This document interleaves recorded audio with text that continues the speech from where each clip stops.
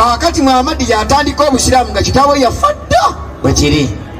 Kakati Muhammad bw'abeera omukafi Muhammad n'abeera omusamize mu Makka nga bwe bamu ku basamize abakulu era ng'ali mu bakafirimu omu Makka.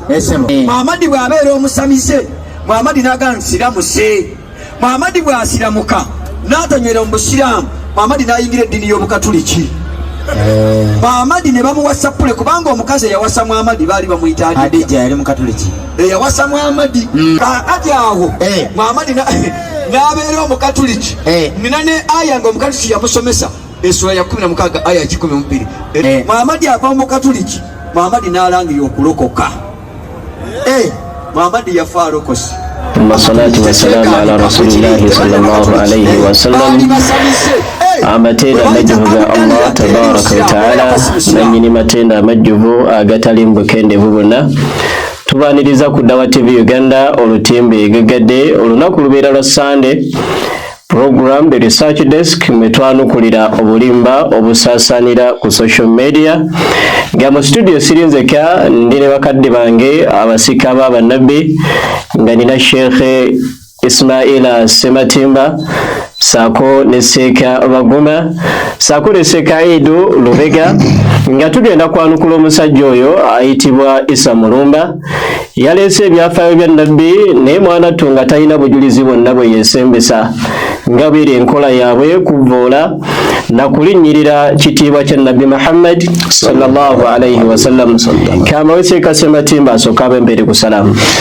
Assalamu alaikum wa rahmatullahi wa barakatuh. Wa alaikum salam wa rahmatullahi wa barakatuh. Seka Baguma sewu kanso. Assalamu alaikum wa rahmatullahi wa barakatuh. Wa alaikum salam wa rahmatullahi wa barakatuh. Seka Edo omusomesa wa umma. Assalamu alaikum wa rahmatullahi wa barakatuh. Wa alaikum salam wa rahmatullahi wa barakatuh. Tugamba litola baweka sharinga likinga subscribinga ku YouTube channel yafe otambuza obubaka buno butuuke ku basajja abo abeyita Bible evangelism naye ng'ate bayitibwa bakulimba evangelism. Sajja yagambye nti amannya ge tutuuma ag'obusiraamu okuli Abdallah ne Amina mannya gaali g'abasamize baali bakafiri kyokka ge mannya ge tubbula mu baana baffe. Seeka wange ensonga eyo omusajja yatulinnyiridde nnyo. Alhamdulillah wassalatu wassalamu ala ashraf al-mursalin nabiyuna Muhammad sallallahu ala alihi wa sahbihi ajma'in wa ba'd. Nga ku mulundi guli bwe twayogera ku mukulu oyo nti takozeseza bulungi myaka gye. Emyaka tagikozeseza bulungi. Tagikozeseza bulungi. Si muvubuka.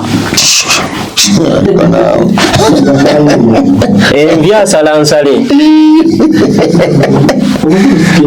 Gambye takozeseza bulungi myaka gye. Kakati bw'abanga takozeseza bulungi myaka gye manya bano abantu abawala kata emibiri gyabwe ne babanga abakazi. Kati ye tosobola kwatalabanga tosobola mupimira myaka. Ali mu generation etaliye. Ali mu generation kati atuuse yali alinnyeko ku nnyonyi akimanyi nti ennyonyi bw'etuuka mu bbanga kati ejja Kampala wetuuke Nairobi bangi badde eba Dubai batandika oddisaya speed tegerekese bulungi kati egyo emyaka gyalimu gyegyo akusaba naye yeerabidde nti kati ateekeddwa okuba nga ayogera ebikoze eki ebijja mu myaka gye. Tusooka kubuuza erinnya Abdallah litegeeza ki? Abdu kitegeeza ki? Omuddu owa servant. Tegerekese bulungi Allah kitegeeza ki? Linnya lya Katonda ate lisinga obuki obukulu mu mannya ge. Tegerekese bulungi kakati tukugamba nti oli waga nti Abdallah kitegeeza nti otegeredde nti ono muddu wani wa Allah. Kati ogamba nti yali musiraamu kati gwenda kusobola okuleeta bujulizi nga tiyali muki musiraamu. Tegerekese bulungi kakati oba tobulina tuyogeranga biki tusomera ku sura ya 17 aya ya 36 tutandikira awo 17 36 Quran egamba etya kankwatire n'ennyini gye baagala 17 36 egamba etya egamba bweti 36 obanga omuntu toyimiriranga ku ekyo ky'otalinaako kumanya. Mazima okuwulira n'okulaba n'omutima buli kimu ku ebyo kyakubuuzibwa. Bwe Mulungu bajja kukubuuza ebyo by'oyogera wabijjawa. Tisobola kwogera bitalinako kiki bitalinako bwino. Bw'obanga kintu kirinako bwino tokyogeranga. Kyogenda kuswala weka. Yesu yagamba atya mu Matayo 22:29. 29 Matayo. Yesu agamba mukyama olw'obutamanya byawandiikibwa newankubadde amaanyi ga Katonda. Tuli ffenna seeka kati abantu bakyama olw'obutamanya kiki byawandiikibwa n'amaanyi ga Katonda. Kati kansooka embuuze omukulu oyo ewaabwe batuuma Mary oba Mariyamu batuuma erinnya eryo balituuma. Mary yali mukristaayo? Teyali mukristaayo. Yali mulokole? Teyali mulokole. Kati katubuuze Yesu. Sooka onsomere egimazeeyo kati sooka onsomere 12 Matayo. Tugende Matayo 12 Matayo mwendi otuuseemu esebo. Sooka onsomere ennyiriri ezisembayo 5. Ennyiriri ezisembayo 5 oli mwataano mmeka? Bwe yali ng'akyayogera 46 bwe yali ng'akyayogera n'ebibiina laba nnyina ne baganda be. Ani? Yesu ayogera n'ekibiina. Nnyina ne baganda be baali bayimiridde ebweru nga baagala kwogera naye. Omuntu n'amugamba nti laba nnyoko ne baganda bo bayimiridde ebweru baagala kwogera naawe. Naye n'addamu n'agamba oyo amubuulidde nti ani mmange be baani baganda bange. Kati tubuuza Yesu abuuza ani mmange ani baganda bange. Mwagala kutugamba nti Yesu yetamanyi nnyina amuzaala oba yetamanyi baganda be bamuzaala nabo? Yali abamanyi. Kiriya tulabe kye yali ategeka. N'agolola omukono eri abayigirizwa be n'agamba nti laba mmange ne baganda bange. Kubanga buli akola Katonda ali mu ggulu by'ayagala ye muganda wange ye mwannyinaze ye mmange. Okusinziira ku Yesu agatuga nti maama we yali mukafiri. Kusinziira ku Yesu kubanga maama we ne baganda be baali bakafiri. Agambanye nti mugatuuma. Ffe tulina obujulizi ku kyo nga Yesu baganda be ne nnyina abayise bakafiri. Gw'oleeta ebigambo ku media otugamba nti Amina ne Abdallah tebaali basiraamu baali bakafiri. Obusiraamu tuga nti bwaliwo okuva edda neki nedda okuviira ku Adamu. Awo wennyini w'otuuse amannya gano baagafuna batya abasamize bagambye? Gaali mannya ga basamize oba galiko abakkiriza abasiraamu abaali bagatuuma? Omanyi ffe tetulinga gano amannya ekisooka galaga nti gakiwalabu. Tuli ffenna nti abantu bagatuma baki bawalabu naye ate galina amakulu, galina ensibuko. Kati amakulu gano omubaka Muhammadin sallallahu alaihi wasallam okuleeta hadithi nga tugamba mutuumenga abaana bammwe amannya maki amalungi. Ku mannya ge yatandika nago yagamba amannya agatandika na Abdu n'ogattako erinnya lyani lya Allah. Abdullah, Abdurrahman, Abdurrahim, Abdulghafur, Abdunur. Tegerageza bulungi ge yatandika nago n'agamba ekyokubiri amannya gabaki g'abannabbi. Tegerageza bulungi nago amannya agasinga obuki n'atwewaza okutuma amaki amannya amaki amabi. Kakati bulira Amina na Abdallah mannya malungi amannya mabi. Okujja kunga ekigambo Amina erinnya Amina n'otegeeza ne mu Qur'ani mweriri kana tulireete emirundi Isa Mulumba fuga emyaka gyo oyogere ebijja mu myaka gyo. Asiika wange siika bagoma. Ensonga esimanyi oba oyina ky'ojongerako muganda wange naye nga waliwo ensonga wano ey'okubiri omusajja gy'ayogedde nga tonnagenda ku nsonga ey'okubiri. Okusookera ddala twagala okutegeeza abatulaba ku Dawa TV nti ekigendererwa kyaffe wano si kuvuma, kuvoola, kukakkanya oba kujerega ddiini ya muntu oba muntu yenna, wabula twagala okulaga obutuufu obw'ebituufu.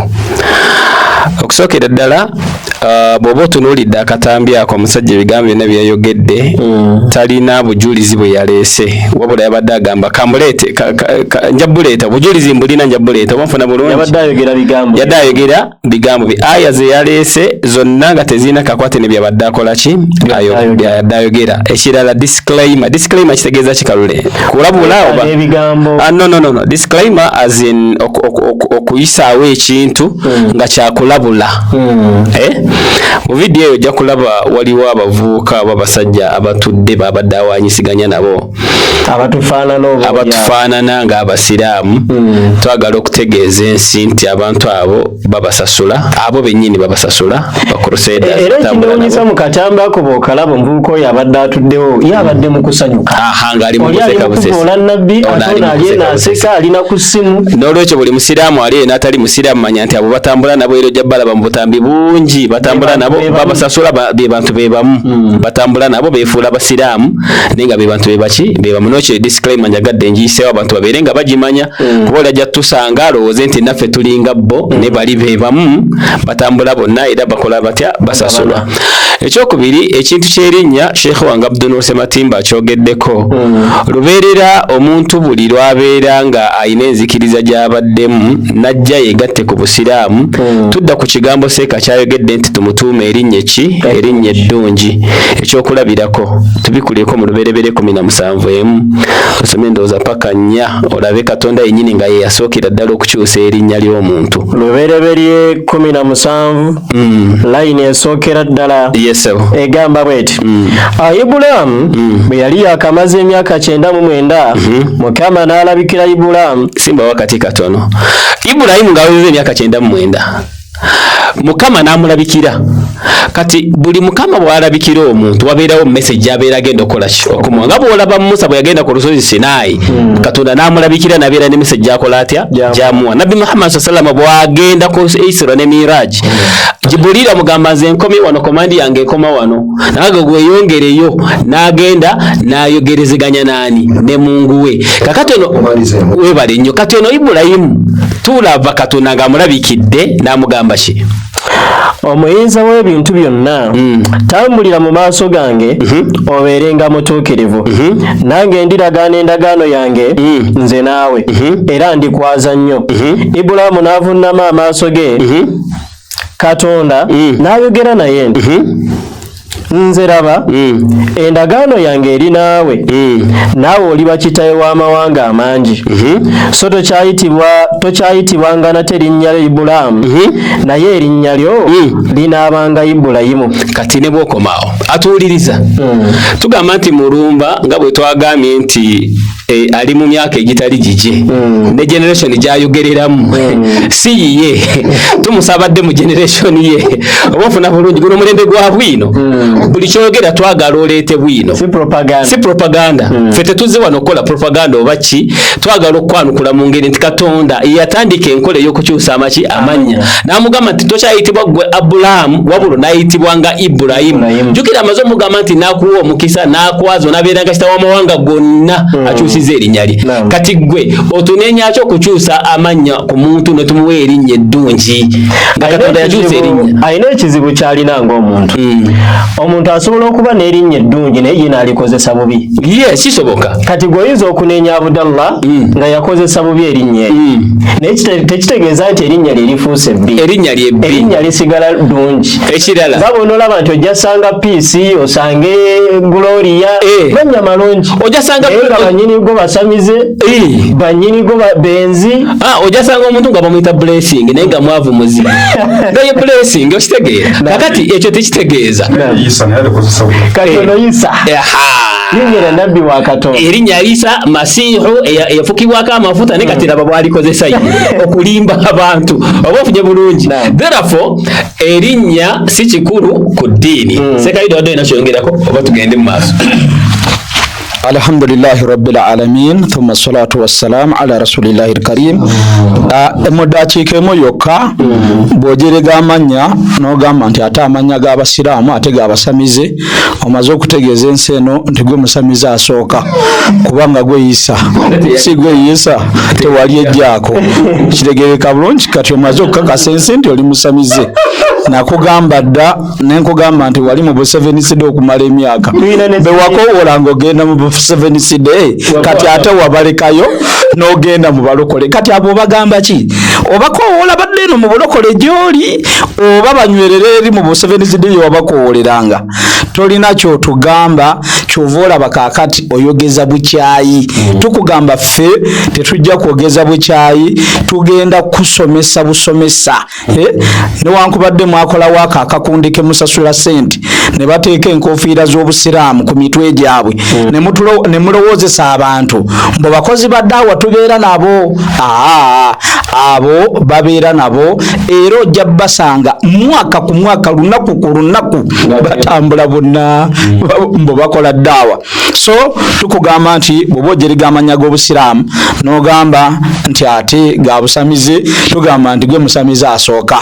Tegereka bulungi ekyo katukikomyawo naye nga tusobola okukirambulula okusingawo naye olw'obufunda bw'obudde mukkirize tukikomyawo biirinda itaala. Tumujjukiza nti n'akulira abasamize mu ggwanga ayitibwa Namutebi Silivia linnya balituuma bannaabwe abalokola abakristaayo.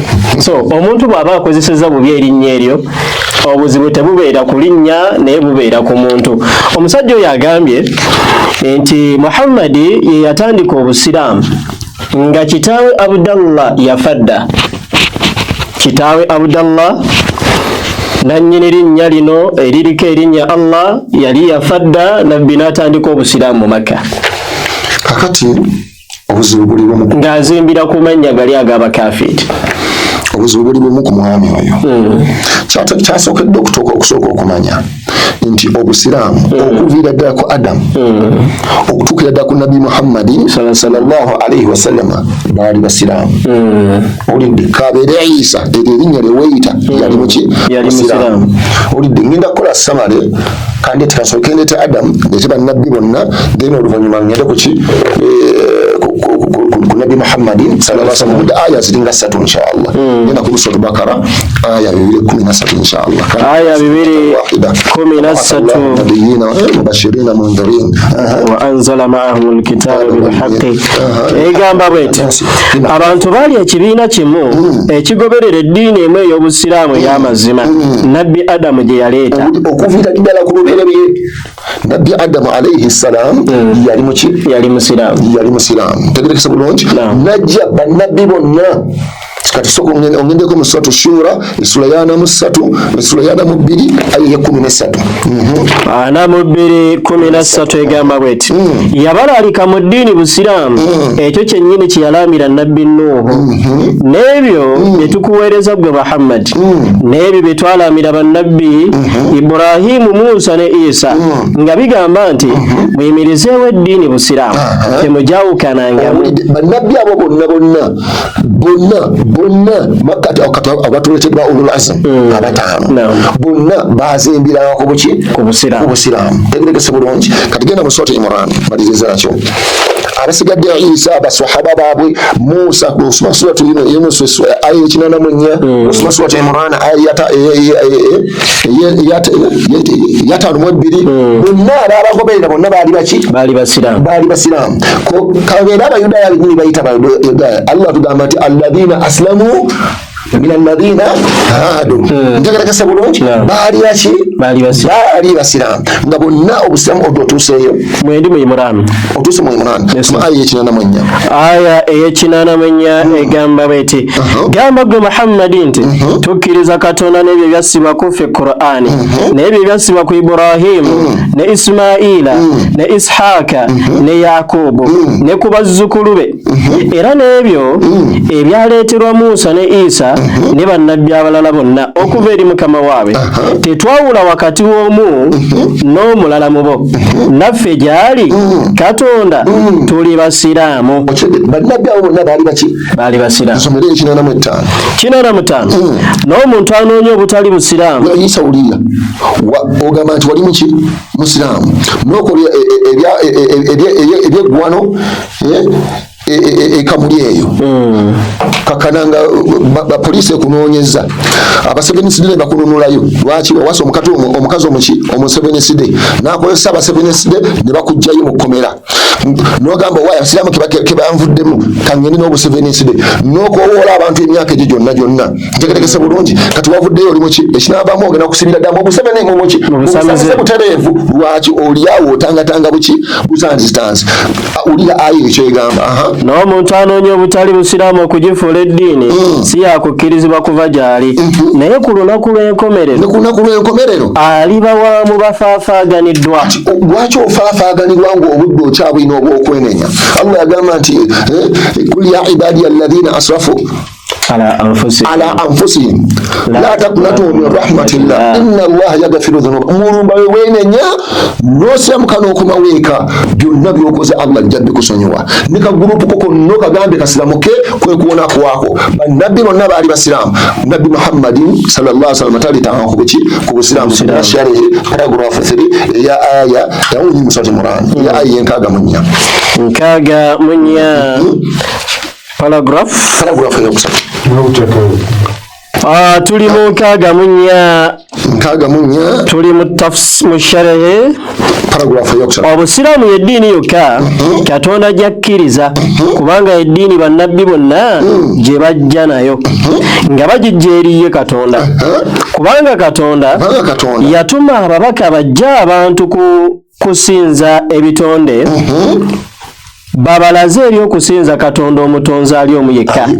Bannabbi bonna buli nabbi yajjanga na busiraamu. Kati gw'ovaayo n'ogamba nti obusiraamu Nabbi Muhammad yabuleeta tukugamba nti muganda wange weewunzise namwoterere va mu binyira odde mu bantu. Akasonga kano kankaweseeka baguma abasajja bano balina aya gye beesembesa nga nabbi agamba nti yasoose okusiraamuka era ku basinziro gamba nti nabbi ye yajja n'obusiraamu. Nsaba nzijanjabira omwami oyo n'abamufaanana. Buli nabbi yenna bwe yajjanga jjukira nabbi buli lwavaawo waayitangawo akaseera nabbi omulala okujja. Kwegamba abantu baavanga ku mulamwa kati bwe yajjanga yasanganga almost generation yonna ng'emaze okubula. Kati mu implementation oba mu kukola bwato nabbi oyo yabeeranga asoose ku mulembe gwe mu kuzza mu nkola amateeka gaani aga Allah. Oba ofunye bulungi. Kati Nabbi Muhammadin sallallahu bwajja yagamba abantu qul in kuntum tuhibbuna Allah fattabi'uni yuhibbukum Allah. Surat Al-Imran aya ya 3. Oba ofuna bulungi bagamba nti mbanga mwagala Allah mungoberere Allah ajja kubaagala. Ekyokulabirako ekirala nti mu kuyigiriza amateeka g'eddiini abantu okuzza mu nkola amateeka g'eddiini obufunye bulungi yamalanga kukola ebyo ebirina okukolebwa mu ddiini ne bamulabirako nabo ne bakola batya ne bakola ekyokulabirako. Bwe yava ku Isra ne Miraji ng'aleese esswala yamala kusaala obufuna bulungi bwe yasaala n'abagamba sallu kama ra'aytumuni usalli musaale nga bwe mundabye nkola ntya. Amakulu amateeka okugazza obujja nabbi yasookeranga ddala ogateeka mu nkola then n'abagamba nabo bakole batya bagateeke mu nkola. Ekyokuba bakola hijja bwe yali ku hijja n'akola emikolo nga bamutunuulira bwe yamala n'abagamba huddu anni manasikakum mujje kunze enkola yammwe yaki eya hijja. Therefore si nti yasooka obusiraamu. Obusiraamu buno bubumbwa bwaffe bw'osomeko mu surati Rum aya 30 surati Rum ebeera sura 30 aya ya 30 Allah agamba fa akim wajhaka lid-din hanifan fitratullah allati fatara an-nas 'alayha la tabdila li khalqi Allah dhalika ad-din al-qayyim walakinna akthara an-nas la ya'lamun. Somo Luganda agamba ati n'olwekyo gwe omuntu yolekeza amaaso go ng'onywera ku ddiini entukuvu ng'okwo kwe kutonda kwa Katonda okwo kwe yatonderako abantu bonna. tewali kukyusa ntonda ya Katonda. Eyo eddiini y'Obusiraamu eddiini engolokofu. Kyokka abantu abasinga obungi tebamanyi. Kuno eddiini ey'Obusiraamu kutonda kwa Katonda kuyatonderako abantu baki abantu bano. Kyobalabanga Sheikh yasomedde aya eri mu Surat al-Baqara aya 2:13 nga Allah atugamba nti abantu bonna baali eddiini emu eyajja nayo ani Nabbi Adam najja najiyiriza abantu. Allah n'atuma oluvannyuma lwa Adam bannabbi n'ababaka bangi okubeera nga bazza obujje eddiini eno. Therefore bwebanga bubumbwa mu hadithi eri Nabi sallallahu alayhi wa sallam kullu mawlud yuladu ala al-fitra, buli mwana yenna azaalibwa ku bubumbwa bwa Busiraamu, fa abawahu bazadde be ne babeera nga bo bamukyusa ne yunasiranihi ne bamufuula omunasara oba omuyudaaya oba asinza omuliro n'ebirala, naye nga yo mwana aba azaalidde oba Joseph yamuzadde oba Muhammad yamuzadde oba ani amuzadde yazaalibwa nga muki azaalibwa nga Musiraamu. Therefore buno bubumbwa sinti Muhammad sallallahu alaihi wasallam yatandika eddiini. Tusoma aya nyingi nnyo, Nabbi Musa nga agamba ana awwala minal muslimin, Nabbi Ibrahim n'abalala bonna nga bagamba nti fa abasoose okubeera okuteeka mu nkola okuzza obujja eddiini yani eddiini y'owekitiibwa Allahu subhanahu wa ta'ala. Tusome aya 2 tugendeko mu suratu al-A'raf aya 143 Arafu ntuusewo ssebo mukama wange naye ogenda kugituusa ni 143 none ono paragraph osoma ekitundu ekyekisembayo kubanga obudde tetulina. Bwe yamala okudda engulu tandikirawo n'agamba okwawulibwa mu bwakatonda bwo kuli gy'oli nenenyeza gy'oli nange nze ow'olubereberye mu bakkiriza. Ani gwe tuwogerako? Bw'osoma wano agamba Musa bwe yamala okujja ku lw'endagaano Musa ne ku mulembe gwe naye yali akakasa nti yali ow'olubereberye ku mulembe gwe. Anyongerako mu suratu Shu'ara aya ya 5:2 abantu tetwagala kwogera bintu bitaliko kiki, twagala kubawa bwino mukakase nti abo abantu bafere bagenda kubatwala mu kuzikirira nga mulaba wemunagaana okusiramuka. Kitegedde Shu'ara 5:2 kanjituuke mu ssebo egamba bw'eti 5:2 kale ne tutumira eri Musa nga tugamba nti 5:2 twala abaddu bange abaana ba Isirayiri ekiro kubanga mazima mmwe muli bakuwonderwa Firawuna. Kale Firawuna n'atuma mu bibuga byonna bakuŋŋaanya amagye. Shu'ara 5:2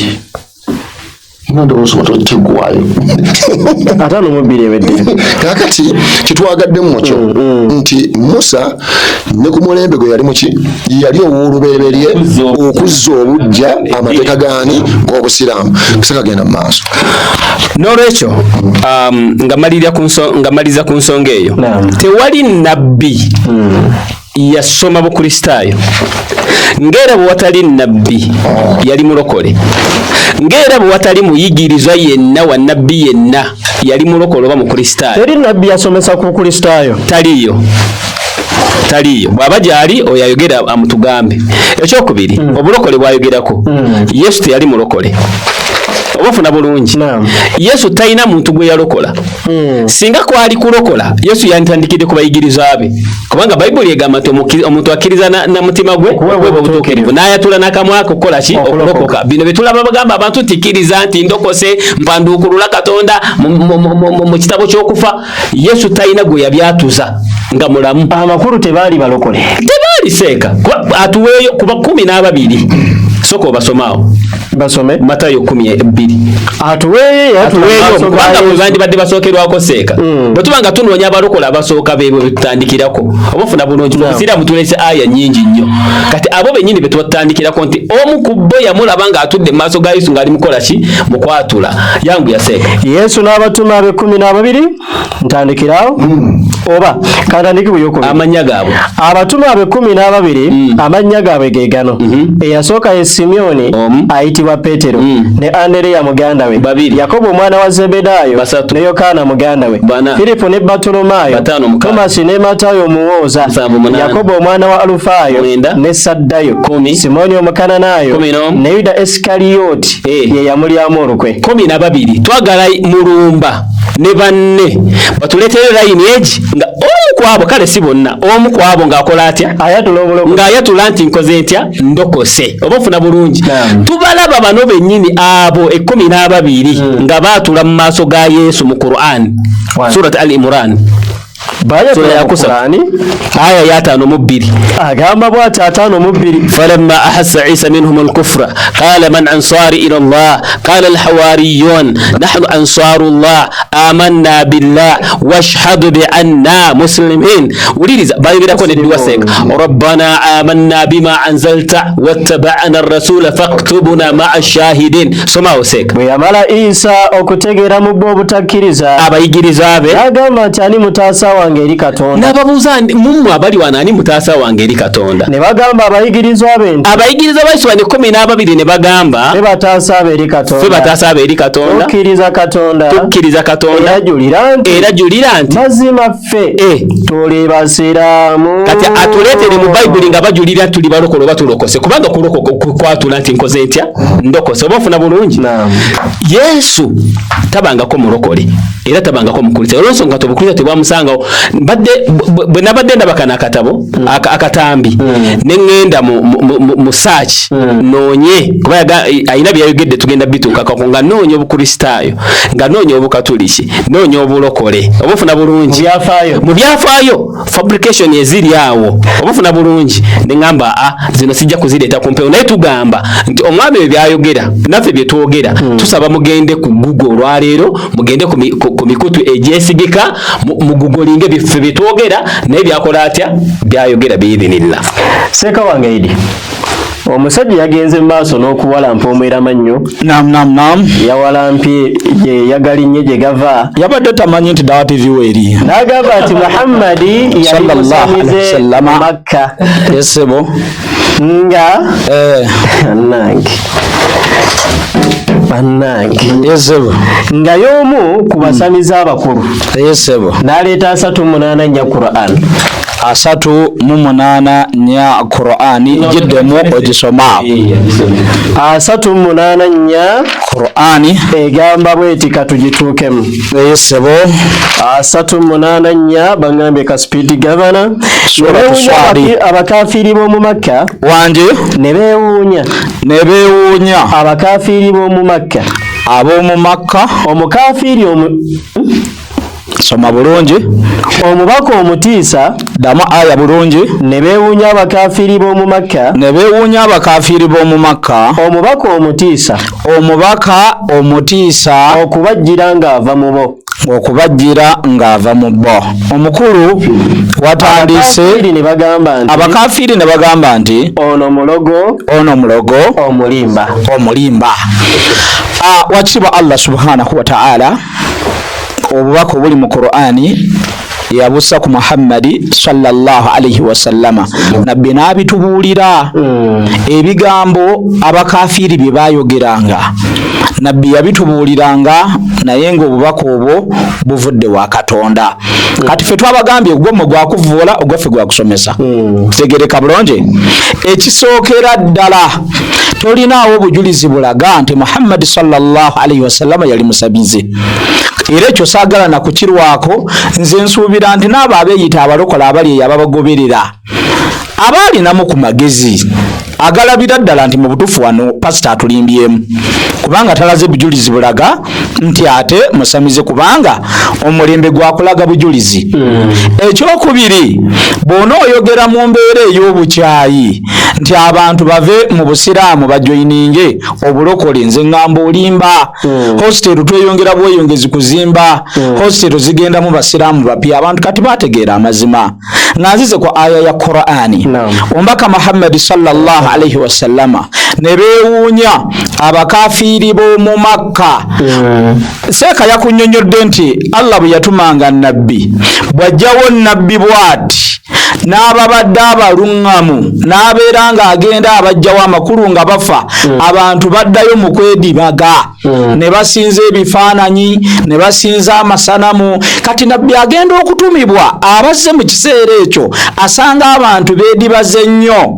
Kyekiri kye tugamba nti oba Qur'ani kyegamba nti nabbi w'omulembe ogwo yasooka tegereka bulungi yasooka okukkiriza ekyo kyayitirako abantu bajje bamugoberere. Kati asanga abantu beedibaga amakulu naye azaaliddwa mu bantu abo amakulu ekitundu ekyo kyavaamu.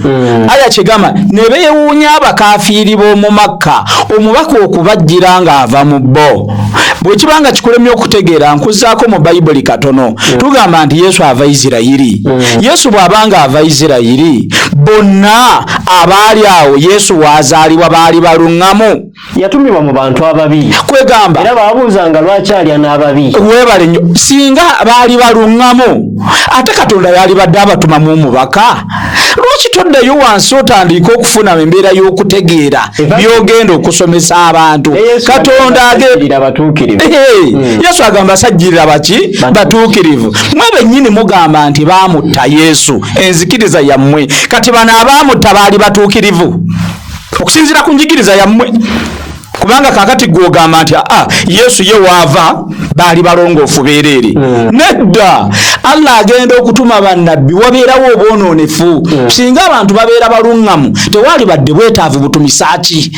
Aya kyekugamba nti abakafiiri ne beewuunya ne bagamba ono naye ava mu ffe tuzaaliddwa naye tuzannye naye ate yatugamba bino.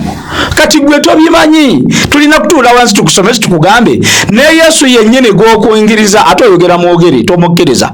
Ekyo tetwagala na kukirwako oyogera mwogere. Kati gw'ogamba nti baamutta era yafiirira ebibi ebyo. Kati abaamutta okungiriza bakungirize Bayuda Sitaani nga yeegase wamu ne Yuda kitegeeza ne Sitaani yali mulungi ne Yuda yali mulungi. Kitegeeza Yuda yali mutuukirivu teyalina zambi yakola. Naye nga abantu abo bonna Yesu avaawo mu Isirayiri awo abantu abo baavaamu bo baali batuukirivu. Nsomeraako Matayo 11 line ya 29 11:19 Matayo 11:19 agamba bw'ati muzeeyi Matayo agamba atya omwana w'omuntu yajja ng'alya ng'anywa. Omwana w'omuntu Yesu yajja ng'alya ate ng'anywa. Ne bagamba nti laba omuluvu era omutamiivu ono mukwano gw'abawooza. Lindamu katono kwanza bano abamwogerako ebigambo ebyo nti mutamiivu gwoyinza okukkiriza nti mutamiivu Yesu? Osobola okutwala ekigambo oyinza okutwala ebigambo by'abakafiiri abo naye bw'olabira ddala mu Bayibuli oli nabbi wa Katonda. Kyova olaba tojja kusanga musiraamu yenna ng'avuma nabbi Isa gwe muyita Yesu ng'abo bano kambayite bagwagwa.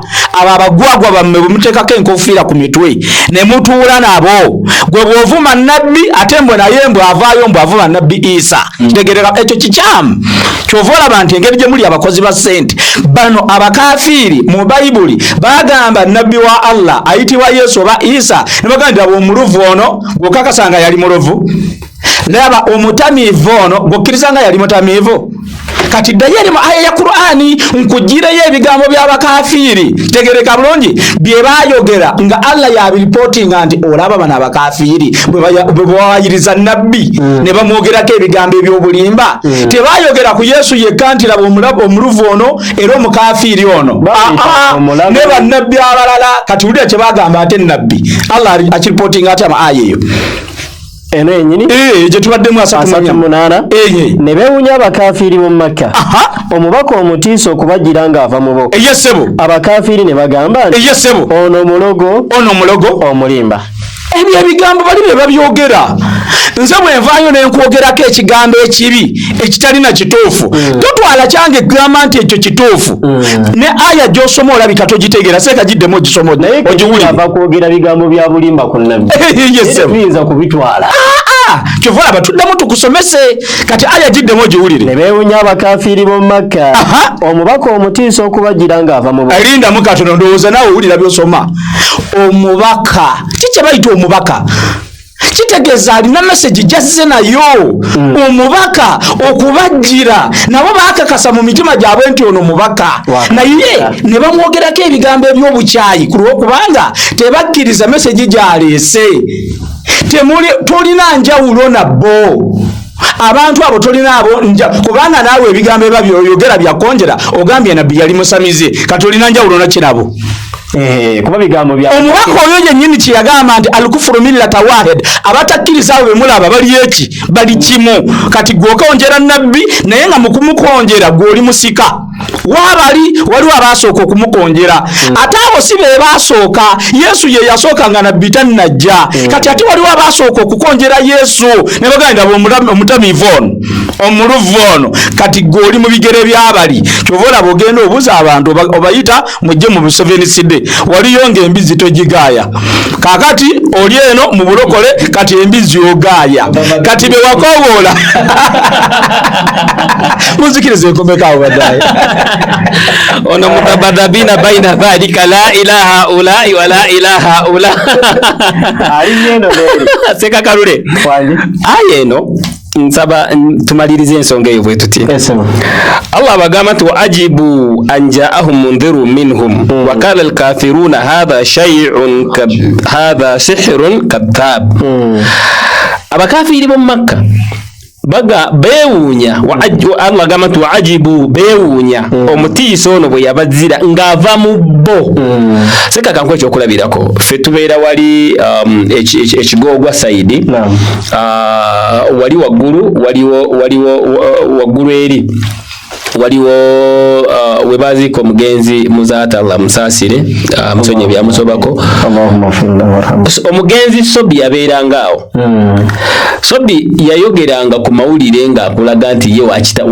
kitalo wa mutawaana mutemu biki byonna byeyogeranga ku entambi weeziri obufuna bulungi ne bwamala okufa tewali yavaayo kugamba nti yali mubi ne mama yagamba nti omwana wange bamuwayiriza abantu bokusaba gamba tetulabanga muntu mulungi nga ki ng'oyo obufuna bulungi n'abaana be bavaayo ne bamukabira n'abaana be obufuna bulungi kakati mu mubi musobola okuvaamu omulungi ekyo bulijjo Katonda akola atya akikola bulijjo Musa yakulira wa Farao kubanga yandibadde nkola nti ne Musa ne nabeera mono naye nabbi ono gyakola atya gyava kati ne Ibulayimu n'abalala bono Ibulayimu kitaawe nga basinza masanamu obufuna bulungi teyabeera nabbi kati tugamba nti ali mu generation etaliiyo oyo mulumba obufuna bulungi alumba bulungi olw'ensonga tamanyi bitambula mu nsi nti omubi asobola okuzaala omulungi kisobokera ddala Katonda ebyo byakola ekirala ayeddako eyo seeka ayeddako eyo manyi bwe bagamba abo bakafiiri ono omusajja azze ajaala alihatan ilaha wahida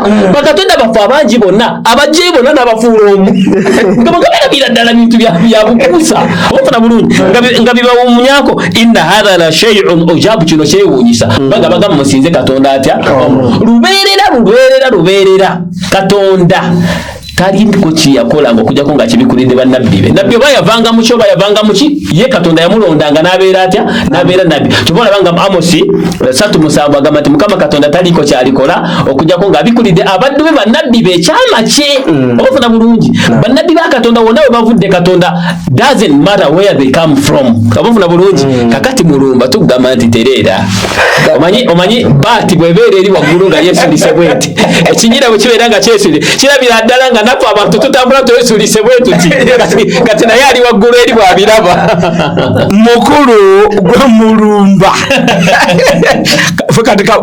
kati fe abakulumba tegereka bulungi gwe ogamba nti wava mu basiraamu era nga statement gy'ogamba nti abusiraamu tebulina kyebukutwala kitegereka bulungi kitegeeza nti ovudde mu bantu ababi kati kitegeeza nti naawe wava mu bagikokomerera ogwo musumali gwa nkimukaaga sooka okuteeka guwumbuzeko wano sekaze matima ina kagambye ebikolobero bye yakola ebusoga obutambi babutuleeta uli wano ku Dawa TV kati yegendereze tujja genda maaso kati kitegeeza nti naawe wava mu bantu ababi kitegereka bulungi wava mu bantu abaki naawe oli mubi kati tegeera byosomesa abantu tonafa ku nsonga eyo nze neewuunya abantu bano ekisooka sooka onsomereko nzimanyize sayaga nnyo njagala nnyo buli kyekkuba nakuwa bwino ebyo kasasira omwoyo gwe mubeera mwoyo nga mulimu kujubiza buli ne buleekaana mujja kusula muleekaana nsomeraako mu kisabo kibaita ebyomumirembe ekyokubiri 33 onyiri olw'omusanvu mbuuze ekibuuzo gwe munumba gwajja ekyanukula 33 egamba bweti tuwulire n'asimba ekifaananyi ekyole ekyessanamu kyeyakola mu nnyumba ya Katonda yaani ya Katonda ennyumba ya Katonda mulimu ani essanamu eddene katugambe nti bannange ennyumba zammwe ezakatonze muyite ennyumba za Katonda mulimu masanamu mulaba entegeera envundu gye mulina mulumba va mu kwewunzika kitegeeza ye yava mu balokole beereri yakazungu emirundi mingi ate gwe kenyini ugamba nti yakazungu nagenda mbanjirinka nagenda katali yaba mbasiramu nagenda mbasebenzi nagenda mbanjirinka katali mba nabeeyita olwolunyiriro ulaga nti bano wekibeera nti mugamba nti muli balungi bwe tunaasoma bino nga tubisoma naye wasomya aya eri wogibootinga tujja kugamba nti mmwe musinza masanamu netesobola kyogera ebyawandiiko tubimanyi ate tuwe ekitiibwa enzikirimukola omewa mu busiraamu kati ngenderako mu 2:6 Matayo 2:6 naawe besirikemu wetulyawo awe nnyini naawe besirikemu ensi ya Yuda toli mutono mbalangira ba Yuda nawe besirikemu ensi ya Yuda toli mutono mbalangira ba Yuda kubanga afuga aliva mu ggwe alirunda abantu bange Isirayiri ono aliva mu ggwe amakulu nti ono gwe bagenda ono gwe baleese omulangira wa Yuda yani ye Yesu siwakiri abamu baki mu Bayudaaya abamu baki mu Bayisirayiri siwakiri bw'abanga abamu Bayisirayiri nsomera 15:2 Matayo wange tuli fedda mu Isirayiri kati nze nsooka kulaga kyali wamala okulaga kyali kuba kati aya eri mubuzaabuza ng'aba mu bbo abaki abawalabu oba baki oba bakafiri kati kyekibatawaanya abo mu aya nambula okufa abamuffe lwaki bano aboogera baali Bakuraishi nga Muhammadi Mukuraishi omuwalabu kaswa tegeregese bulungi abombe walabu kati olw'okuba mu bo kati bo bajja nfuta okuleeta balabira ddala nga mutufu ava mu bo tasobola kuleeta ebiwakanya baliko tegeregese bulungi kati bo ebintu bibiri bibatawaanya obukafiri n'obuwalabu mu bo baali bategeeza nti babaki abawalabu Abakuraishi bali ku nkola yaabwe kati tuleese Yesu wuuno nga naye yali mu Isirayiri Katonda yennyini nga yamwako obujulizi malayika yereese obubaka buno egamba etya naye Abafalisaayo bwe baawulira 15:4 agamba bw'ati naye n'addamu n'agamba nti saatumibwa wabula eri endiga ezaabula ez'omu nnyumba ya Isirayiri tugenze okulaba nga ennyumba ya Isirayiri yonna okusinza ku Yesu bakola ki baabula naye mwavudde naye mwakoze ki mwavudde kyembadde njagala omuki tugambe nti ne Yesu mubuze kati obwongo bwammwe mubugulewo mubuteekemu amagezi amaki amazaale gwe emyaka gyo webeera nyingi batandise ogijjako ebiki ebiwujjo bitandise bajjako yingini bagenda bazikiza esobole okulandinga buki obulungi onootera okulandinga ogenda wanaatera okulandinga ulya ebikuvaamu sekagenda mu maaso sajja yagambye mu bigambo bye bingi nabbi bwe yamala okusiraamuka n'agamba nti ensiraamuse teyanywerera mu busiraamu n'ayingira obukatoliki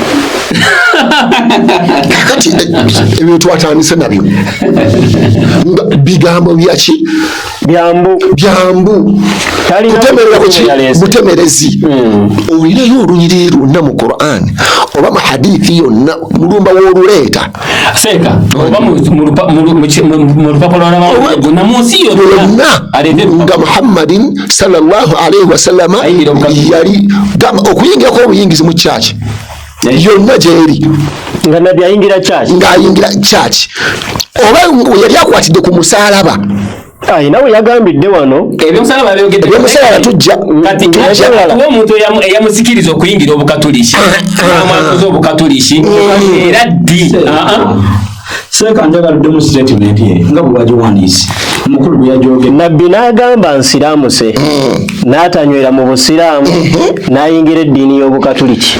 Tubuuza okusinziira ku bayibuli wa bayibuli wonna okuva gyetandikira paka n'okoze eki nekyekoma weogera ku kigambo obukatoliki akirina nkigula emitwalo 5 yoyo mulumba ayinza okuba nga akirina kyetumusaba kati tukubuuza Muhammad sallallahu yali omusajja nga buli nsomera 5:3 Quran 5:3 Quran 5:3 egamba bweti Quran eyekitiibwa aya eyokusatu era tayogera ebyo byabagamba ng'ajja kwagala kwe teriyo Quran eyo gy'abasomera wabula bubaka obuweerezebwa gy'ali okuva eri Katonda talina kyayogera ku lulwomaka Muhammadin sallallahu alaihi wasallam kitegeeza nti waaba yali omusiraamu tuli fenna olina kutuwa mu Quran oba mu hadithi ndaga nti usiramu muvuddemu nyenze mu bukatoliki bwoba tolina lekerawo okwogera kiki ebyenjwanja kubanga ffe tuliwo kuteega biki birimbo ffe tukyali basiimu nti esawa yonna okoma weeka masha Allah siramuka owone mbadde nga tugende waseeka Idi katono nnyo mbadde nnoonya wano ku Dr. Google ntaddemu ekigambo who started Catholic bataddewo origins abasomi b'oluzungu saba mumpulize bulungi according to the secret traditions bwetwogera according to secret traditions secret traditions ezedda the Catholic Church was founded by Jesus Christ bo bwe bagamba bwe balowooza okusinziira ku nnono siti ddiini ya Katonda Katonda agireese. The New Testament records Jesus' activities and teachings, his appointment of the 12 disciples and his instructions to them to continue his work. Anti boche balese kakati twagala bujulizi obafuna bulungi kati bano nabo bogera nga ye bwakola atya kati to continue his work. Which work of Catholicism? Tewaliwo to continue his work. Kuba tusoma his work among his work 17 buno bwe bulamu obutaggwawo okutegeera gwe Katonda omu w'amazima nange gwe watuma Yesu Kristo. This is his work. Ngakasa n'oyo mulomba tayinza kukkiriza nti Yesu aleeta bukatoliki. Labayo Yesu yajja kusomesa abantu bakkirize Katonda atya era nga naye mutume wani mutume wa Katonda bafunye bulungi.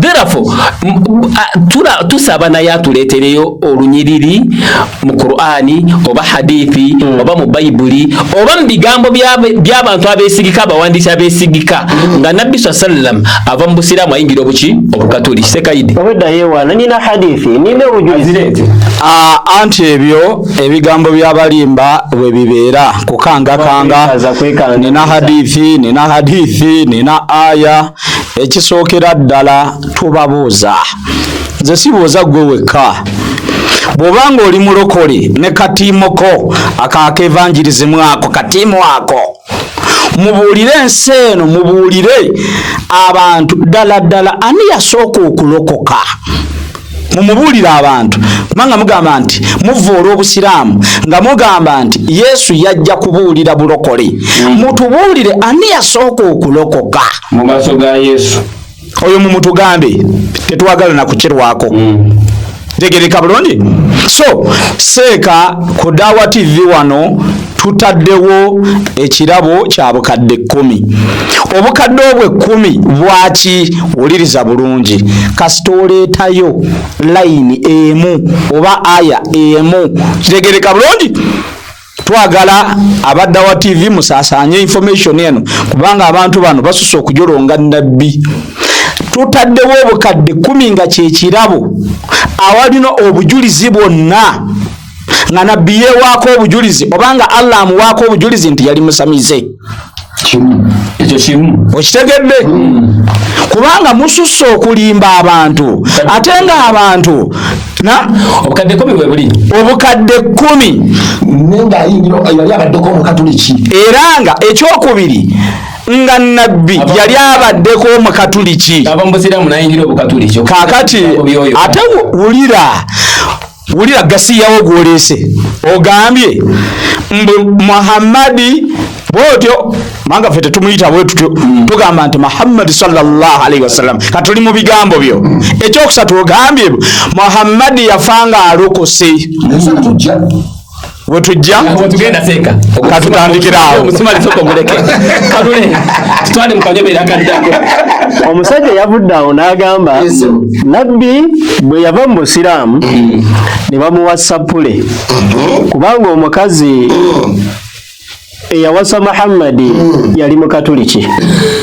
kakati ekisooka Khadija radiyallahu anha y'omu ku bantu ku bakyala abana owekitiibwa Allah subhanahu wa ta'ala okusinza ku nabbi waffe Muhammad sallallahu alaihi wasallam be yakakasaako ejjana nga bakyali ku nsi era n'amutolera n'essalamu n'amutolera n'essalamu Jibril yajja wa nabbi n'agamba Allah akutoledde essalamu Yesu ye yasooka n'okusiramuka era ye muntu eyasooka okusiramuka tegerekesa bulungi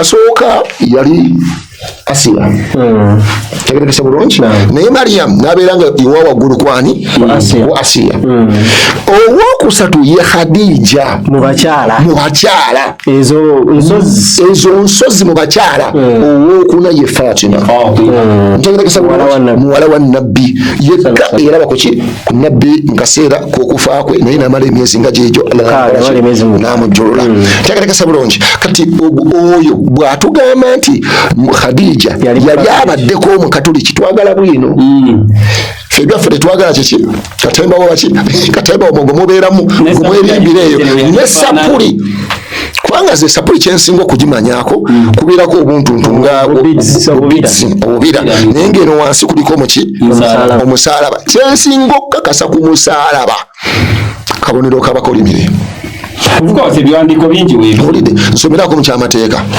sula 21 ekyamateeka 22 kalutuukewo tulabe omusaalaba guno gutegeeza ki era omuntu bw'abanga akoze ekibi ekisaanira okumussa ne bamutta n'omuwanika ku muti omulambo gwe tegusulanga ku muti naye tulimanga kumuziika ku lunaku olwo kubanga awanikiddwa ng'akolimiddwa Katonda kasika gwe bakuwanika ku musaalaba oba okolimiddwani kati omusaalaba okusinziza ku bayibuli endagaano enkadde kikolimo katujja mu ndagaano empya kikyali kikolimo oba nedda genda ku Bagalatiya 3:13 Abagalatiya kantuuke 3:13 agamba bw'ati kubanga ntuukirawo ddala Kristo yatununula mu kikolimo ky'amateeka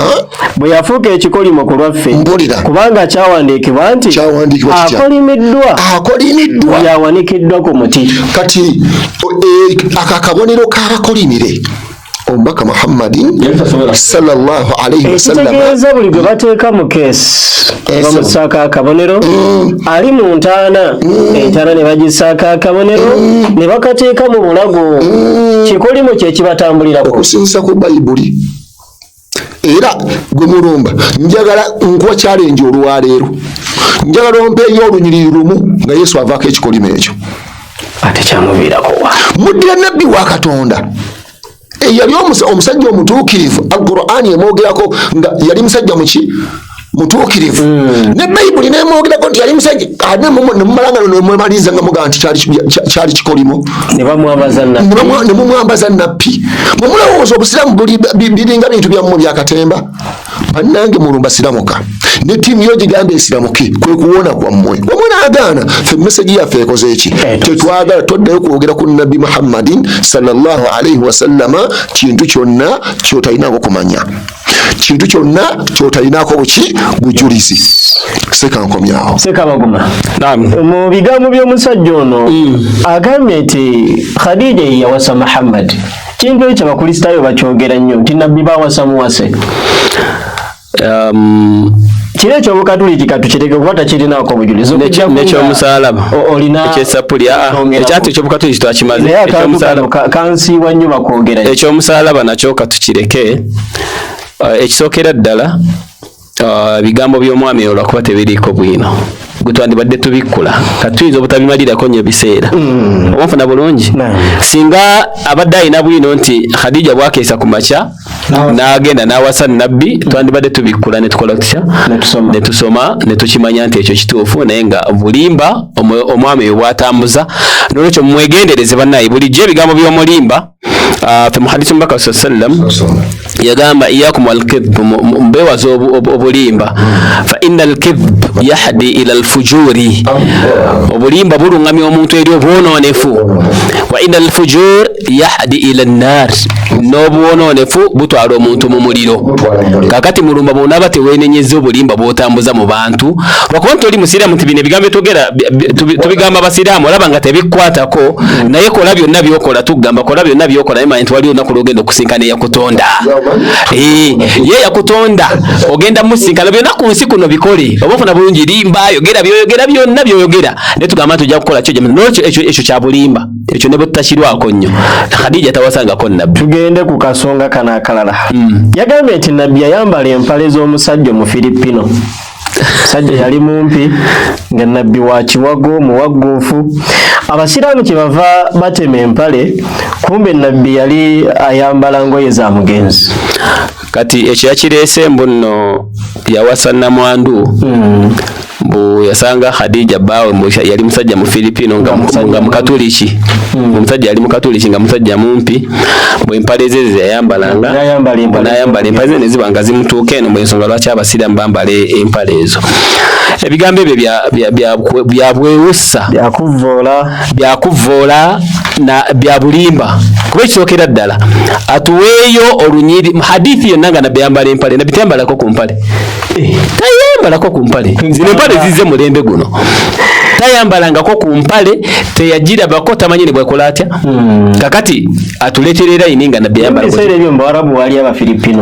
nga bavaawa ye obafuna bulungi kakati byebigambo byayogera omanyi social media ono mulungi social media mulungi olw'ensonga nti bino byonna bibeerayo mu tterekero yabitereka ne bibeerayo kati ne babijjayo kati wano tulina kukolabisa bulabisa nti okutegeera kwawo kukola kutya okukoma ekikoma kubayogereramu bakristaayo banne ate bo bakuba bukubinga ate bakubanga no balabanga ye mugezi waabwe kubanga omuzibe ow'ettulu bwakulemera bamuzibe yabeera omugezi obafuna bulungi kati bo balabanga ye mugezi waabwe obafuna bulungi kati obutali bugezi bwe obulabira wano ku Dawa TV ng'ebigambo bino tukoze tutya tubijje kubanga bigambo bikulu bigenda eri abantu Sekaide badde nakyo yongerako mbadde mugamba nti ebintu biri bibiri oli bwagamba nti bali bakuba bukubi mu ngalo ekisookera ddala Bayibuli yennyini era nabo nnyini beekakasaako sinze mbagamba omanyi balekerera ebigambo bya Bayibuli bagamba nti olaba abasiraamu batulumba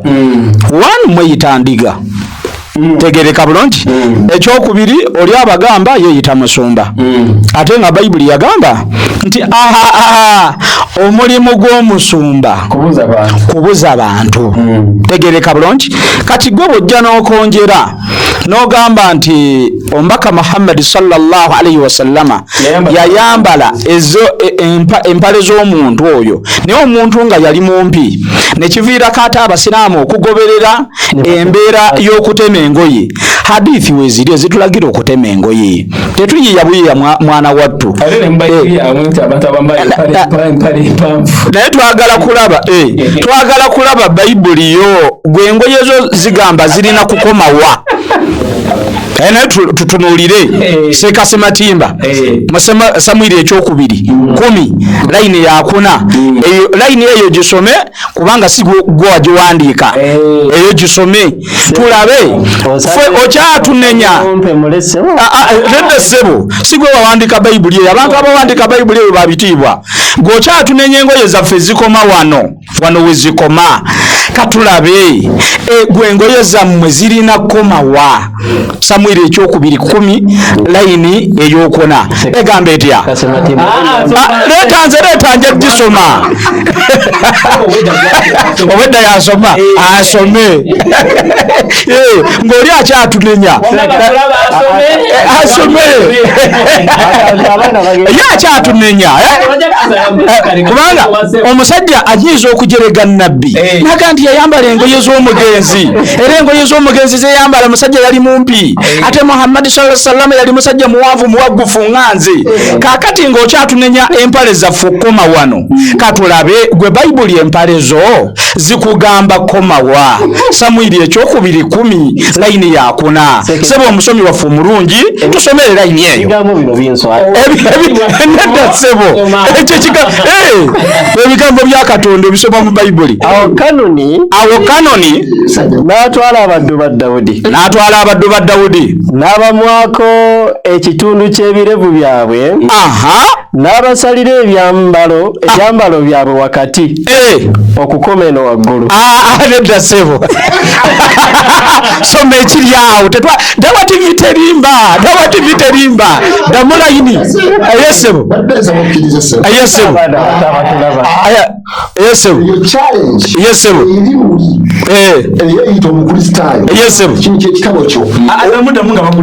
nkugambye nti eyo challenge eri buli eyeyita omukristaayo bwe mubanga mukakasa nti ekitabo kyammwe ekyo kyamaki olwo lunyini Seeka ayina byabuuse nga mu butuufu tasobola kubiisa muki mukamwake ye ng'omusajja obuki obw'obuvunaanyizibwa wallahi ebyo ebigambo byammwe ebyo bibatwala mu kuzikirira nga mulala totasobola kusomera muki ogamba oti ekigambo ngekyo nti Seeka yaba akisoma Seeka muleke kyogamba abakona ab'emikwano nga batudde awo kubanga ffe tubeera n'emikolo eno mu busiraamu era Seeka ani agenda okutugulirawo aya Quran n'otandika tebakugamba nti soma wano bwe wooyagala woosoma tegereka bulungi naye ate mulimu olusinga ono master of ceremony nga alina aya ye zaayagala nono nti kyokka otusomerawo surati Yasin kyogamba layini eyo sisobola kuduumira nti abakonga batudde nenga nti twagalayo omusomi waffe omulungi ajja tusomere Samwiri ekyokubiri 10 layini yakuna nga n'abako batudde awo olunakusooka okugyawo baana olunakusooka okugyawo bako olwokosoma olunyiririyo ekyokubiri Seeka ebyambalo bya Dawudi ne banne nga bikoma eyo kakati ekyokubiri Seeka njagala nga tutunava ku nsonga eyo sooka onsomereko mu Suratu Bakara gituusemu aya 263 wansi mukadde waffe yatuleetera hadithi eyo Seeka gy'abadde aga nti hadithi weeziri ne mu Qur'ani wano weeri egamba etya 263 egamba etya Nabbi sallallahu alayhi wasallam yagamba omuntu okulaalaasa ekyo ky'abaagabye mpulira yagamba atya tagenda kuyingira jjana ennyumba ey'emirembe oyo alaalaasa ekyo kyagabye n'oyo akweyesa engoye ze ku lw'okwewulira fuba obusiraamu twagala ejjana owulidde yensonga kitukendeeza kiki engoye zaffe kiragiro kya mbaka Muhammadin sallallahu alayhi wasallama wathiyabaka fatahhir suratu Zumara suratu Mudaththir aya eyokumeka eyokusatu eyokuna tegereza bulungi wa thiyabaka fatahhir nga Allah mukakasa nti nengoze zikole ki yazikendeza lwa kiragiro sirwa mu Filipino katika tubuze Yesu wamagwe ngeze ziko Yesu ozagala katubuza Yesu yennyini kati mwe musigale nga mugenda mu byambala olidde tutegere nti damuli bannanfuusi muri bafarisaaya abawedde emirimu nsomera mu Luka isura ya 2 onyirirwa na 5 nga bwensoma verse eno nja kusoma producer aluteereyo ebifaananyi by'omusajja Yesu bagamba nti ye Yesu ezize nno tezakomanga mukongovu zabeeranga eno muntu tumwe omusajja imitating omusajja Yesu bwe yali amuzannyako Yesu yayambala ku lugoye lukweyanga bakazi soko nsomera awo 2:5 bifaananyi ebyo producer ngenda bikuwa 4:5 agamba bw'ati awo abantu bonna bwe baali nga bamuwulira n'agamba abayigirizwa abe nti mwekuumenga abawandiisi abaagala okutambulira mu ngoye empanvu mu ngoye empanvu abaagala okulamusibwanga mu butale n'entebe ez'okumwanjo mu makuŋŋaaniro n'ebifo eby'ebitiibwa ku mbaga abanyaga ennyumba z'abannamwandu abasaba ennyo mu bunnanfuusi abasaba ennyo mu bunnanfuusi abo balisalirwa omusango ogusinga obunene mugenda kusalirwa omusango mmwe abakoyesa engoye mmwe ogusinga obuki obunene ani abyogedde Yesu bakwataganye n'omubaka Muhammadin sallallahu alaihi wasallama mu byokendeza kiki engoye bya Filipino n'ebyo byumbadde mujubisalamu nti n'abambala nga bukomende bwayite bumutuuka ebyo mujja kubyogerera mu maaso gani ga Allah okutemerera n'okujjayo obukyayi bwammwe bwe mulina ebyobusiraamu. Sebo Seeka Maguma omusajja yaleese obujulizi nga nabbi yasomesa obukatoliki yaleese essula ya 16 aya 12 Quran gisome nabbi yasomesa obukatoliki aya yino 12 egamba bweti gamba nti yagisa Quran mwoyo mutukuvu malayika Jibrilu okuva eri Mukama wo mu mazima olyoka onyweza okukkiriza kwabo abakkiriza era nga kyakulungamya na kusanyusa eri abasiraamu abakkiriza obw'omu bwa Katonda. Kakati mulumba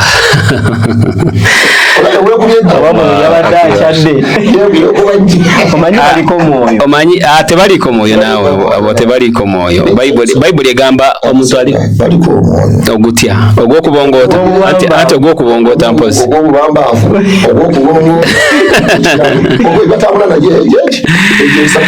aya 13 right 12:16 surati An-Nahl mbadde ndi mu Al-An'am katono njagala kusoma Luwarabu abayinza okuba yakubye 2 tuyinza okusoma 6 naye nyini gye yaleese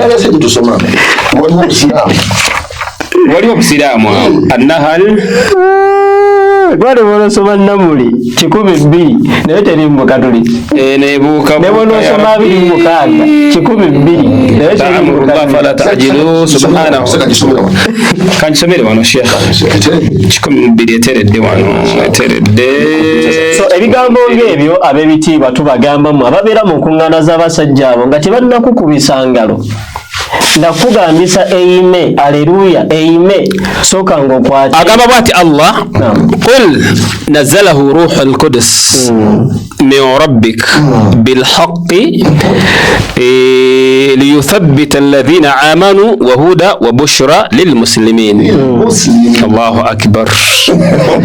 Somo Luganda Abdurazak gamba ati yagisa Qur'ani mwoyo mutukuvu malayika Jibrilu okuva eri Mukama wo mu mazima olyoka onyweza obukkiriza kwabo abakkiriza era nga kyakulungamya na kusanyusa eri abasiraamu. Kakati obukatoliki buliriddawa Seka ne butamala obidde asoma ensonga endala abatulize seka eno Qur'an eno aya seka eyogera ku Qur'an qul nazalahu ruhul qudus Qur'an eno malaika Jibrilu yajissa ku Muhammad sallallahu alaihi wasallam rabbika kuvira Allah bil haqqi namazima liyuthabbita alladhina amanu enyezaba abakiriza wa hudan nokulungama wa bushra namawulira amalungi oba gesanyu lil muslimin eri abasiramu mulimu points nyingi nze njagala mu point yemu ate kwa point yemu n'ekikulu yagambe nti Muhammad yasomesa obukatu n'alita aye kyenjizeemu nti naye akakasa nti obukatuliki bwagamba Muhammad sallallahu alaihi wasallam alimba bulimbi tebukola ki kati awuseeka tuba twetaaga okukkaatirizaawo tugamba abantu nti mugende mubuuze omusajja ono mumukubire n'amasimu mumukubire amasimu kubanga eno aya gyazanyiramu mumubuuze nti ekigambo obukatuliki mu aya eno kiri ludda wa kubanga bano zino aya bw'oziyitako obuyisi abamu bagaya balabika bakibiseeko nedda ssebo omusajja bamubuuze nti ssebo bino by'osoma wano biri ludda wa ekyokubiri kyenjiza mu bigambo ebyo nti omukulu ono wedda sinnamutegeera kati kwe kumutegeera nti owedda abantu abagamba nti obusiraamu bwe bukatuliki kubanga neryaga nti omubaka kimanyi yali musiraamu ate nadda mu bukatuliki kati nga kombe wedda ategeeza nti omubaka wedda yali kuki kumusitawa bwegumu ati ndowooza ekigambo bukatuliki kyamuwomera buwomezi kukolaki kwogera naye nga webale kakasa nti wedda lwegamba bukatuliki wedda otegeeza nti Muhammad yali musiraamu Muhammad yajja na busiraamu webale kunyweza busiraamu kumaweeka siramuka owone omukulu bwe yavudde awo n'agamba nti yasomesa nabbi yali musajja mu Roma ayitibwa Waraka bun Nawfal yamusomesa ki yamusomesa ebyo nandooza yali amanyi seeka ekisookera ddala Muhammad sallallahu alaihi wasallam teyasomesebwa muntu teri muntu yasomesa Muhammad kuba singa wali omuntu yamusomesa yandibuluza obubaka bwe wasegeera bw'osoma mu Qur'an malaika ajja amugamba ikra ekyo kimanyikiddwa soma wasegeera malaika yamusoma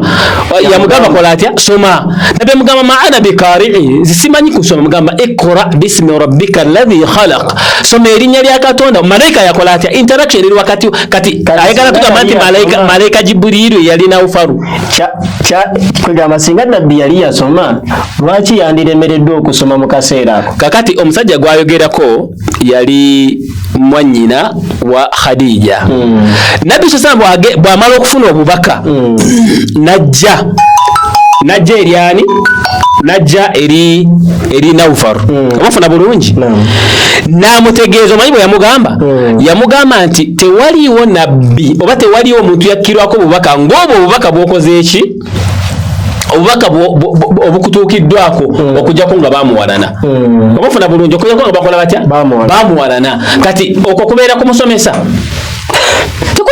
tisi kumusomesa obufuna bulungi Allah kyagamba nti alladhina atainahum alkitaba aba baweebwa ekitabo oyo Isa taliimu obufuna bulungi oba osomye mu surati al-A'raf aya 157 alladhina atainahum alkitaba aba baweebwa ekitabo abamanyi ebituufu ya'rifunahu mu surati al-Baqara aya 16 ya'rifunahu kama ya'rifuna abinaahum wa inna fariqan minhum la yaqtumuna al-haqqa wa hum ya'lamun yusami surati al-Baqara yusami aya Bakara 10 mukaga egamba bweti Qur'an ekitiibwa abo betwawe ekitabo bamumanyi nabbi Muhammad n'obwa nabbi bwe nga bwe bamanyi abaana baabwe era bazima ekibiina mu bo bakweka amazima gonna nga nabo bamanyi kakati oyo byayogera tabiinako bujulizi nabbi sallallahu alaihi wasallam teyasomesebwa muntu yasomesebwa malaika abaweebwa ekitabo abamanyi amazima Muhammad bamanyi n'obwa nabbi bwe n'ebyo byamukako babimanyi lwakuba babikweka obufuna bulungi amakulu nabbi yali mu bitabo ebyo yalimu Waraka ngamanyi bulungi nabbi bulungi nnyo seeka kati kankwesi nabi eno surat al-a'raf aya 15 alladhina yattabi'una ar-rasula an-nabiyya al-ummi alladhi yajidunahu maktuban 'indahum fi at-taurati wal-injil abagubirira ombaka atasoma biwandike bya kulubaawo ngati yasomesebwa muntu oyo gwe basanga yabawandikibwako mu taurati ne mu njiri obufuna bulungi. Waraka yali yasoma ebitabo bino bulungi nnyo yali yabisoma kati kankuweeko kimu nkikuwe kimpese okyagala seka mbikuliraako bayibuli seka iri obikula bayibuli yawo Isaya 21 Isaya 23 Isaya kantukewo tulabe obaddala 13 egamba bweti omugugu oguli ku Buwarabu mu kibira mu Buwarabu mwe mulisula kati ne bwokomaawo twagalamu ekigambo omugugu bw'osoma Revised Standard Version ne Good News bagamba the message according to Arabia. Waliwo message eva mu Buwarabu. Eva mu Buwarabu. Eyo message yagireeta ani? Muhammad sallallahu alaihi wasallam yavaawa mu Buwarabu. Bosoma Zakariya 12 bagamba nti ekigambo omugugu kigambo kya Mukama. Obufuna bulungi. Omugugu kiba kigambo kyani? Kiba kigambo kya Mukama. Kati waliwo Bible endala ya King James yagamba oracle concerning Arabia kigambo kyekimu nti ebeera message bibira bigambo bya Katonda ebivuddewa ebivudde mu Buwarabu. Obufuna bulungi. Kakati ayagala tugamba nti ye Mulumba ne nono Waraka bafaanaganya entegeera oli yali yabisoma bino.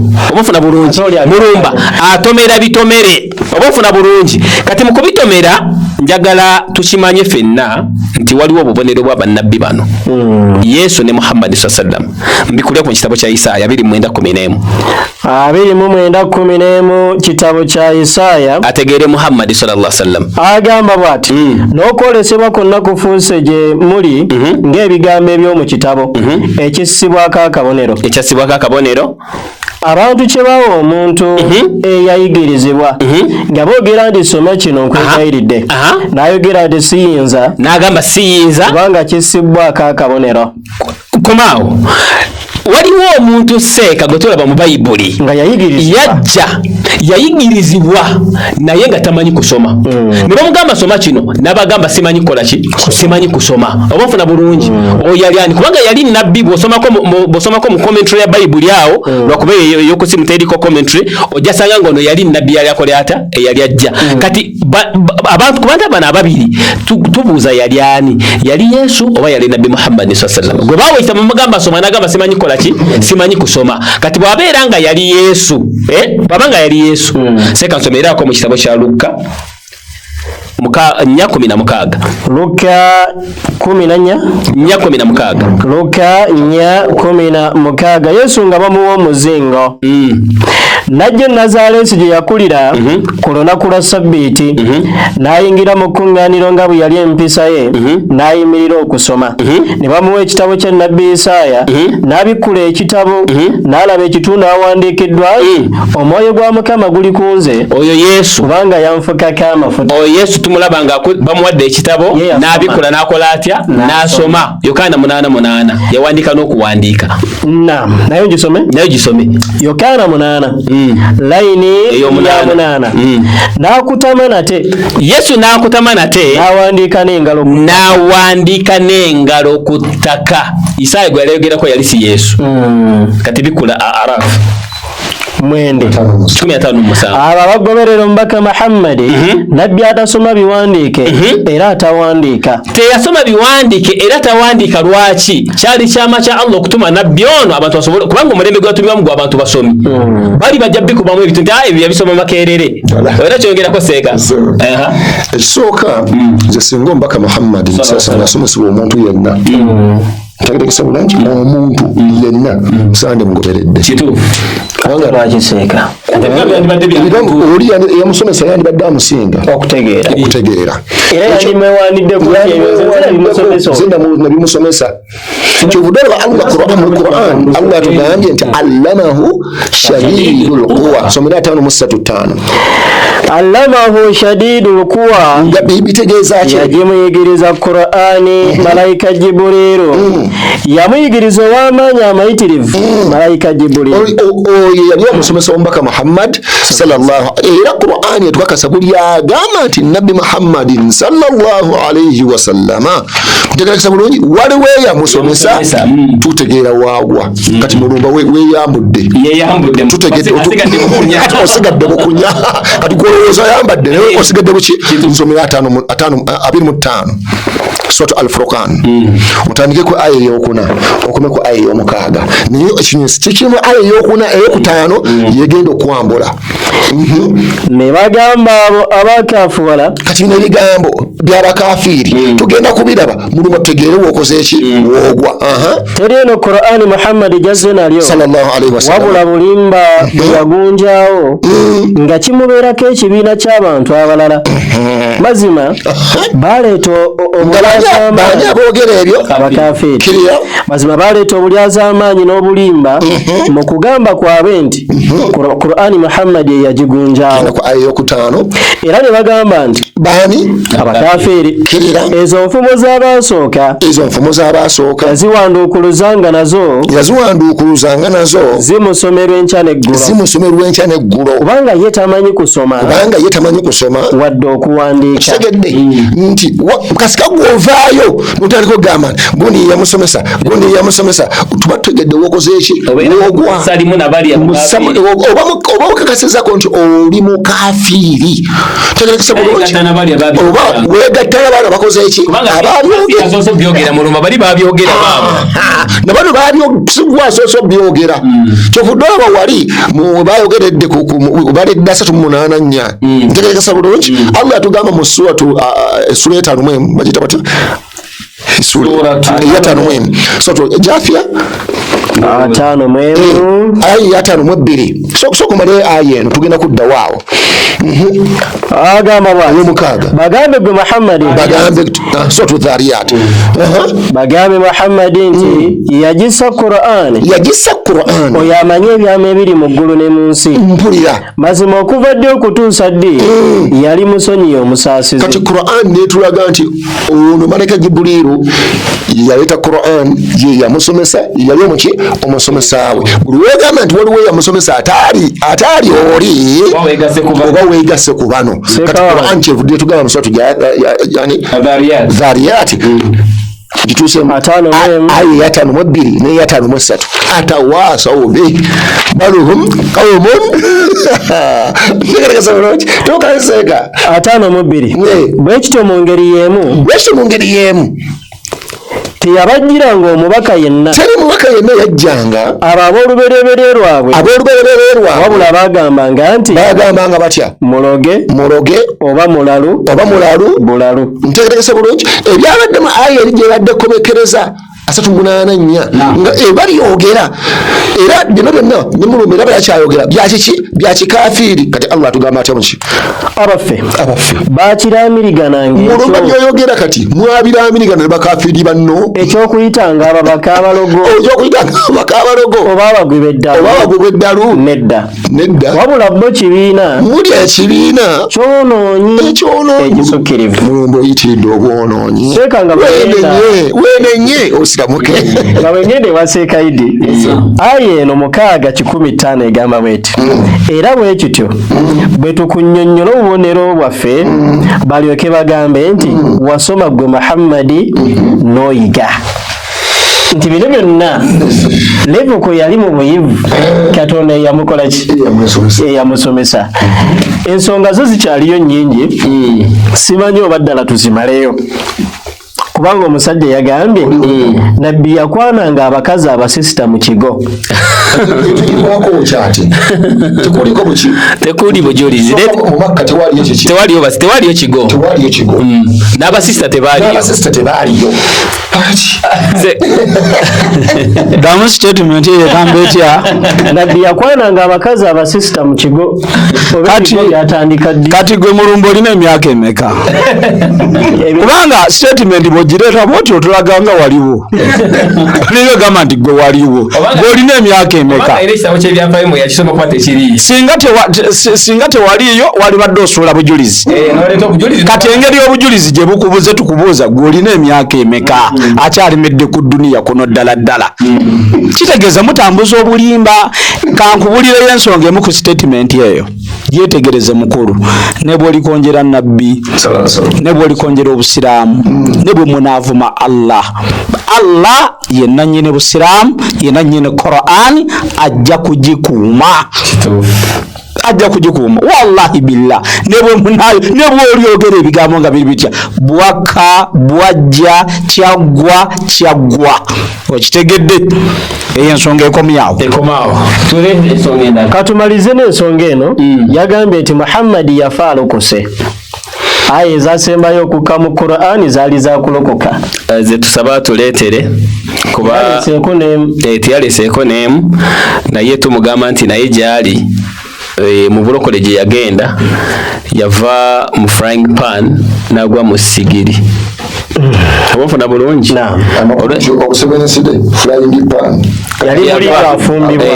kati ali mu sigiri munda. Obufuna bulungi yansigadde webale nnyo kakati okitegeera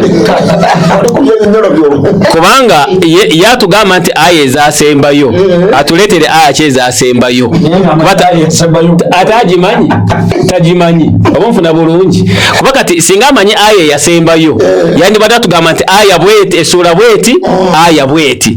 Obufuna bulungi therefore tugamba nti tujja kumalirako budde mu Qur'ani ebigambo okulokoka tebitegeeza bulokole obwo bwa ddiini. Allah yagamba wala tamutunna. Mubuuze ekibuuzo. Kati bw'ogamba nti Muhammad sallallahu alayhi wa sallam yafa nga alokose, kati bulijjo lwaki ovuma mulokole munno? Kitegeeza abalokole n'abalokole mwevuma. Ali ku nabbi omulokole okonjera nabbi simanyi yayagalanga abasisita. Kitegeeza naawe okonjera abalokole banno gwe mulimu gw'okola. Olaba seeka bwagambye nti weeyambudde weerabira ni kiwayogedde weerabira ni kiwayogedde mbw ate yafa alokose. Kati bulijjo lwaki omuvuma ovuma bwaki bulijjo? Kale raba Bayibuli yagamba nti birina amaaso ne birina amatu naye tebiwulira. Kati olaba Sekaze Matimba badeza batumalirire n'ensonga eyo. Kati seka gatumaliriza nze nina ensonga ziringa bbiri zokka ze mumaliriza nazo kubanga obudde nze kwennyini bwe businza okukwata. Naye kyenjagala okusooka okutegeeza mulumba nti mu Bayibuli yonna okuva gyeva negyekoze eki negyekoma temulimu kiyitibwa bulokole. Kati obanga bubuze mu Bayibuli oyagala kudda mu Qur'ani gy'oba obinoonyeza. Teriyo nzikiriza eyitibwa buki bulokole. Ne Yesu yennyini tiyabiriimu. Nkikuddiremu mulumba nkuddamu nkugamba nti ne Yesu yennyini teyabiriimu. Kati ate bujja olwaleero nga ne Muhammad ali mwoyo katemba ekiri mu Qur'ani kikolwa kikolwa kyakuwona. Allah kyeyateekateeka era n'atubuulya kiribeerawo ddi ku lunaku lwaki lwankomerero. Obujulizi tubulira ate buki bungi naye olw'okuba obudde ngenda kusoma aya mmeka olunyiriri lumu mu Bayibuli ne aya emu mu Qur'ani mpunzike musomaje. Ogenda kunsomerako mu Bayibuli onsomereko mu Yokaana 12:27 egamba etya? Yokaana 12:27 egamba bwete. Layini eya 27 egamba kaakano omwoyo gwange gweraliikiridde era njogere ntya Katonda wange ndokola okunzigya mu kiseera kino. Yesu yennyini atuuka ku biseera by'ebikoze eki ebivannyuma akyasaba kukola ki? Katonda amukole ki? Amulokole. Ng'ate ne mu ssala gye yabawa okusaba mu bintu ebisatu bye bagamba musabenga otulokole muki okyagisaba gwe. Bw'oba okyagisaba otyoyinza tokuŋŋa nti gwe akyasaba nti Katonda tulokole ate gwe ne weyita omuki omulokole. Teri ekyo kikolwa kyakuwona ekiribeerawo ddi ku nkomerero. Era wona osoma Bikola bya Batume 2:19 paka 21 bakikutangaaza buki bulungi. Kati maliriza era bw'osoma Ibbulaniya 5:7 oyo munaku zeze yabeerera mu mubiri gwe bwe yawaayo okwegayirira n'okusaba eri oyo eyayinza okumulokola mu kufa. Ntegerekese bulungi kakati ebyo byakola ki kuwona byakuwona. Ntegerekese bulungi eyo teriyo nzikiriza eyitibwa bulokole. Tuli fenna ebyo mubeere mu katemba wammwe mujja muwangaaliramu mujja kutuuka mu maaso g'omutonzi. Engombo ogerabidde omutonzi waffe yakoze eki kaakati ajja kukusalirawo oguyingire. Lwaki wamugattangako n'okwata ekitonde Yesu n'okisinza n'okifuula Katonda, n'okwata ekitonde Yesu n'okifuula omwana wa Katonda, n'okwata ekitonde Yesu n'okikola ki n'ogamba baakitta tikyabafiirira ebibi byammwe. Kwegamba ebintu byammwe byonna sijja kumaliriza nakyo maliriza kati nsomera mu Quran Essuula 23 aya baagala nnyo esooka naye kangikoleko samare mu 1,2,1,3 tuwunzikirawo neseeka maliriza n'akamusiiya inshallah. Nsoma 23 1,2,3 23 emba gyagala nnyo naye ansa yabyo eryawo. Kale bw'eriba eŋŋombe ng'efuuyiddwa olaba gye tulaze ku nkomerero bw'eriba eŋŋombe ng'efuuyiddwa tewali beerabika wakati waabwe ku lunaku olwo era tebalibuuzaganya. Mpulira oyo ebyazitowa ebipimo bye eby'emirimu emirungi abo bo b'okulokoka. Kiwulidde ku lunaku luli kulokoka kitegeeza ki kuyingira jjana kuwona muki muliro teriyo nzikiriza eyitibwa bulokole. Mwenenye musiramuke. Seka nga maliriza nange aya abamanyi abasinga gye beekwatako nti ye yasembayo mu Qur'an. Abamanyi abasinga abamu bagamba si yeyo naye abamanyi abasinga majority y'abamanyi. Katononyo oyagala seeka aye yumbadde nkusaba ogireke. Nedda olw'ensonga nti mu bantu ng'ekiri mu lujjudde kubanga oli ayagala okulowoozesa mbu amanyi. Kati twagala tusooka atubuulire aya kye yasembayo okwokka tajja tubuulira kati ffe katugamba abantu katusomesa abantu katulina kwebaza bano obuzibu bw'omusomesa ate atandika kwewaana okitegeera seeka kati abamanyi abasinga bawandiika nga aya eno ye yasembayo Suratul Bakara aya 281 oba nfuna bulungi.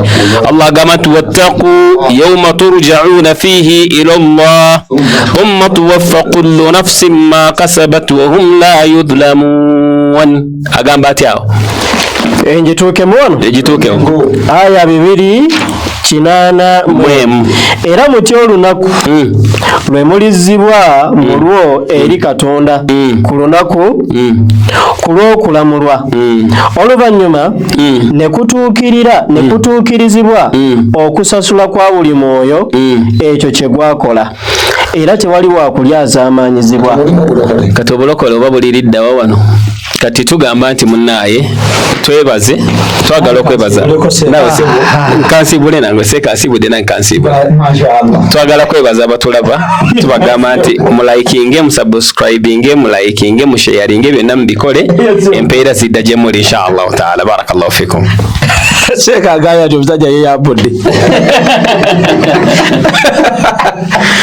zensiibula na bibuuzo 3. Producer simanyi oba kamera entonoddemu muze ebibuuzo bino gwe eyeefuula mbu oli wakitolonya ekibuuzo ekisooka kino edduniya kyonna twagala mutuyambe ojerega nnyo Qur'ani akabinja ako kajerega nnyo Qur'ani. Ekibuuzo ekisooka kiyinza na kuba kyakusaba busabi tuweeyo nabbi omwe yasoma ku kitabo ekiyitibwa Bayibuli.